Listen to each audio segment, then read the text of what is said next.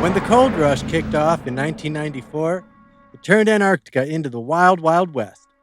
Antarctica was still the only continent not under the political sovereignty of any nation, even though Argentina, Australia, Chile, England, France, New Zealand, and Norway, aka the Seven Nations, laid claim, each to the sliver of Antarctica lying below their territorial stakes in the Southern Hemisphere. The U.S. didn't have any actual territorial stakes in the Southern Hemisphere, let alone territories bordering on Antarctica, but they still claimed unspecified territorial rights to the whole place. Uninhabited or not, governments knew the strategic importance of Antarctica. The coal and iron and platinum and copper and nickel and oil and gold buried deep below the surface, beneath a layer of ice 1.5 miles thick. But it wasn't until the late 1980s and the technological leaps following the discovery of Grover that anyone could exploit those mineral rights in an economically feasible way. As you'd expect, news of a giant rock heading towards Earth spurred research into all things capable of stopping said rock.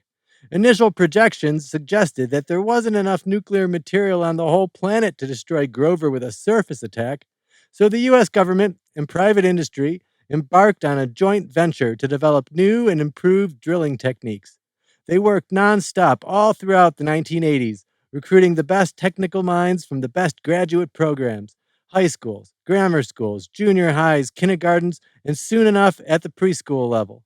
These recruits formed think tanks for various approaches to solving the problem of said rock. The best idea, at first, was to land a small crew on Grover's surface, whereupon they'd drill a hole and deposit a nuclear payload deep enough to blow the asteroid apart from within. Private industry developed the drills and the spacesuits, while NASA worked on how to transport the crew. Worldwide consensus remained optimistic, but then reports started surfacing. Reports which claimed that even our most powerful explosives, at best, would only shatter Grover, not disintegrate it. The resulting hailstorm would be just as devastating as a direct hit. The hundreds or thousands of resulting mini Grovers, they'd be unstoppable. All that time and energy spent on the nuclear option seemed wasted.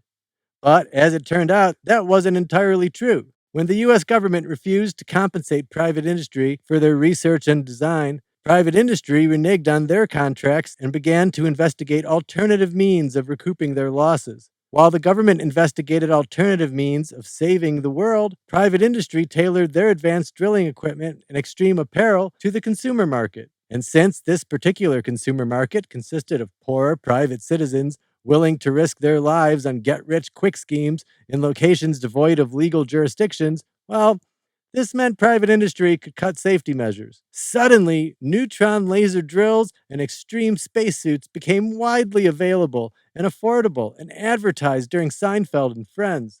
These drills could cut through solid lead like butter, and the suits, they had enough insulation to withstand a Martian winter while remaining light and flexible enough to run a marathon. Sure, they no longer protected against cosmic radiation, but who cared? No one planned to take these suits to space. The gear kept getting better and the prices kept falling. Hell, companies even offered discount airfare to Antarctica with proofs of purchase. They packaged drills and suits and transport and accommodation like all-inclusive vacation cruise deals. Cold rush speculation caused markets to soar, and the 1990s went down in the history books as a clear win for investors, if not the human race. At the time, I'd say pretty much everyone sided with private industry against the government. Everyone except my parents, that is. They were less than enthusiastic when I told them of my master plan to mine Antarctica. I remember we were all sitting around the big maple tree in the backyard, eating leftovers at the picnic table, leftover bratwurst and Maxwell Street Polish sausage from the night before, me feeling every bit annoyed by my dad's jet black hair when just that morning, not to mention the last 18 years, I knew it had been gray. Are you out of your blooming mind? Mom said. You'll get killed down there. It's dangerous. What do you know about mining? Hey, I said, it's more likely I'll get killed every day driving that ice truck. I pointed across the picnic table and towards the sidewalk that led from the back patio around the house to the driveway where I'd parked the tinsel ice truck once again. Statistically speaking, car fatalities are the most likely. Yeah, Dad laughed with his mouth full of Polish. For about 50 more years, he swallowed. What makes you think you can hack the living conditions? Have you even considered what makes you think you can just dye your hair black? I countered. Talk about a midlife crisis. What's next? You gonna buy a convertible? Maybe I will, Dad said, with another mouthful. I don't know. Mom shook her head. I don't think you're doing this for the right reasons. Clay, you're an above average student. You could be a paralegal. Yeah, well, you're going to have to get a convertible Cadillac with hair like that, I said to Dad, or an Impala or something, with those switches and shit so you can bounce. I made bouncing movements with my arms, and Dad tried not to laugh. I said, you bought that dye in the neighborhood you work in, didn't you? Oh shit, you did. Dad controlled his laughter with a mouthful of sausage, but he nodded, forcing himself to swallow, wiping his mouth. I said, they've got different dyes for different hair, you know. It's not the same as white people hair. That's why it looks like that. You know, your cousin Eddie's a paralegal now, Mom said. Oh, Jesus, screw Eddie, Mom. I took a bite of my brat and spoke through it. Eddie could be a paraplegic for all I care about Eddie. And wait a minute, back up. What do you mean, right reasons? Right reasons? Right reasons for what? How are your brats? Dad asked, knowing how much I loathed non Johnsonville brats, pointing with his Maxwell Polish. Good, right? Are there right reasons to want to take advantage of a great opportunity to earn a decent living? I swallowed. I'm not going to college, if that's what you're thinking. You'd rather I stay here? I'll be the guy working behind the counter selling Dad his Polish sausages. I just think you should talk to Callie first. That's all, Mom said. And Dad's next bite ground to a halt. Mom said what she'd said, looking down at our backyard picnic table, setting her food down, raising both hands, palms towards me.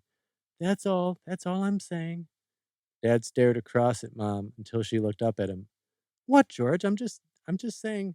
Mom picked up her fork and stabbed her potato salad. But Dad, I remember Dad just shook his head and no one said anything for some time. Then, after a while, Dad started chewing again, but that was the only sound. I played with my half a brat, no longer pretending to like it for Mom's sake, thinking of that look in Kelly's eyes and her silence.